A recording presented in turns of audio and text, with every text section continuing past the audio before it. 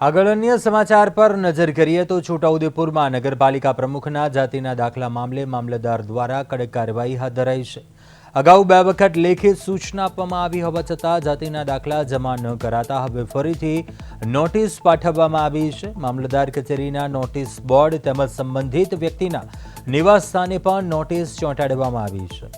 તંત્ર દ્વારા 1 દિવસની સમયમર્યાદા આપવામાં આવી છે અને જો નિર્ધારિત સમયમાં જાતિના દાખલા જમા નહીં કરાવવામાં આવે તો તેને રદબાતલ કરવાની પણ ચેતવણી આપવામાં આવી છે।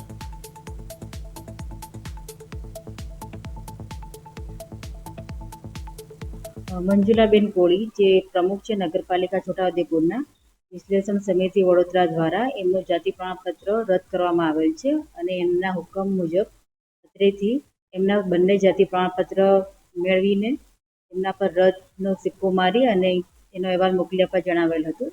અત્રેથી મંજુલાબેનને 2 વખત નોટિસ આપણે ઇસ્યુ કરી છે, છતાં એમના પ્રમાણપત્રો અત્રે જમા થયા નથી, એટલે આજે ફાઇનલ નોટિસ આપણે ઇસ્યુ કરી છે અને અત્રેના તેમજ નગરપાલિકાને આ નોટિસ બોર્ડ પર એની પ્રસિદ્ધિ કરવામાં આવી છે।